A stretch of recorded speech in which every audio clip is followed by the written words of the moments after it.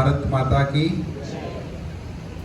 सामाजिक न्याय एवं दिव्यांगजन सशक्तिकरण विभाग के द्वारा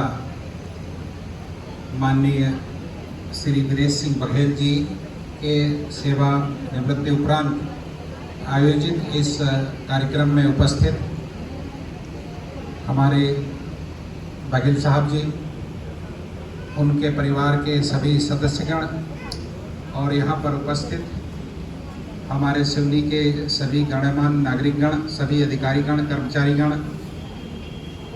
बड़े हर्ष का विषय है कि हम इस शुभ कार्य के लिए यहाँ पर इकट्ठे हुए हैं। और हमें बघेल साहब के साथ हमने जो काम किया उसको अनुभव को साझा करने का अवसर मिल रहा है। बघेल साहब से मैं लगभग 20 वर्षों से मैं परिचित हूँ, जानता हूँ, और उनकी कार्यशैली से मैं बहुत ज़्यादा वाकिफ भी हूँ। बालाघाट में जो वृद्धाश्रम चल रहा है वहाँ पर बघेल साहब का बहुत बड़ा योगदान रहा है। उसको खड़ा करने में आज बालाघाट जिले में लगभग ऐसे 50 बुजुर्ग हैं जिनको वहाँ पर निःशुल्क भोजन, आवास की व्यवस्था, स्वास्थ्य देखभाल की व्यवस्था जो मिल रही है, उसमें बघेल साहब का बहुत बड़ा योगदान है। उसी प्रकार से सिवनी में भी जो भारत सरकार के द्वारा यहाँ पे संचालित हो रहा है सीनियर सिटीजन पलारी में है, उसको भी जीवित रखने में बघेल साहब का बहुत बड़ा योगदान है। कई परेशानियाँ आई, कई समस्याएँ आई, लेकिन बघेल साहब ने हमारा बहुत अच्छा साथ दिया, सहयोग दिया। और बात आती है नशा मुक्ति केंद्र की, आपको बता दूं कि पूरे मध्य प्रदेश में मात्र 12 या 13 नशा मुक्ति केंद्र हैं जो शासकीय। उसमें बालाघाट में भी भारत सरकार का एक नशा मुक्ति केंद्र है जिसमें नशा पीड़ित व्यक्तियों का निःशुल्क उपचार किया जाता है। उसी प्रकार से सिवनी में भी है, और इन दोनों सेंटरों को चालू करने में बघेल साहब का जो योगदान रहा है बहुत ही सकारात्मक रहा है। अगर बघेल साहब की सकारात्मक सोच नहीं होती तो ये नशा मुक्ति केंद्र यहाँ नहीं होते।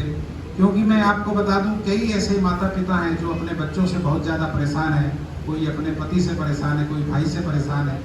तो आप बताइए कि उप संचालक तो बहुत हैं, कहीं प्रभारी भी हैं, बहुत कुछ है, लेकिन अगर विभाग का अधिकारी अगर इंटरेस्ट ना ले तो कोई एनजीओ क्या कर सकता है, कोई समाज सेवी संस्था क्या कर सकती है। आपने देखा होगा कि बघेल साहब जी जब से सिवनी में आए हैं तब से 2 अक्टूबर का कार्यक्रम हो जो है नशा मुक्ति सप्ताह जिसको अपन बोलते हैं, 1 अक्टूबर वृद्धजन दिवस है, 31 मई को जो अंतर्राष्ट्रीय तंबाकू एवं धूम्रपान निषेध है, जो अपन 26 जून को विश्व नशा मुक्ति दिवस मनाते हैं। तो ये जो कार्यक्रम होते हैं बहुत भव्य रूप से होते हैं, इतने अच्छे कार्यक्रम। मैं पूरा मध्य प्रदेश घूमता हूँ, मैं डायरेक्टर हूँ भारत सरकार का सामाजिक न्याय अधिकारिता मंत्रालय का। मैं भारत सरकार में सलाहकार हूँ पिछले 8 वर्षों से। नेशनल अवार्ड कमेटी का मेंबर साहब ने मेरे को शून्य से शिखर तक देखा।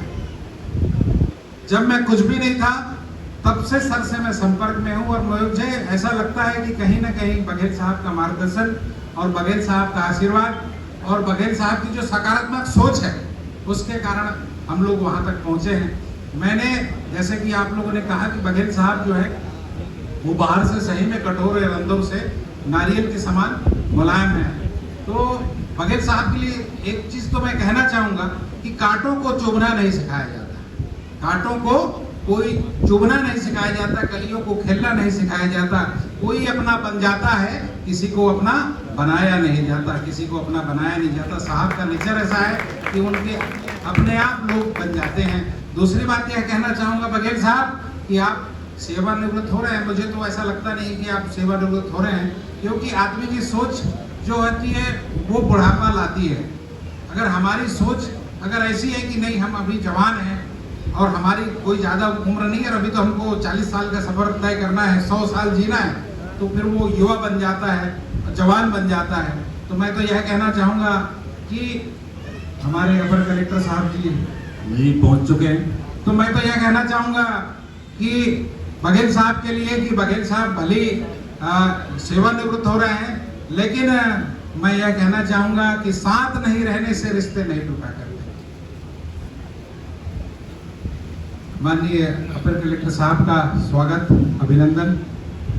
आपने जिला पंचायत के सीईओ साहब, अपर कलेक्टर विकास,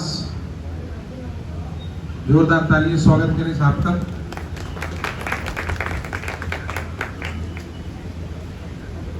तो मैं साहब के लिए मैं अपनी 2 पंक्तियां कहना चाह रहा हूं कि साथ नहीं रहने से रिश्ते नहीं टूटा करते, साथ नहीं रहने से रिश्ते नहीं टूटा करते, वक्त की धुंध में लम्हे नहीं छूटा करते, कौन कहता है मेरा सपना टूट गया, टूटती तो नींद है, सपने नहीं छूटा करते, सपने नहीं टूटा करते। इतना कहकर मैं हमारे बघेल साहब को पूरी शुभकामनाएं देता हूं और भगवान से ऐसी कामना करता हूं कि वे स्वस्थ रहे और अपना सुखी जीवन जिए।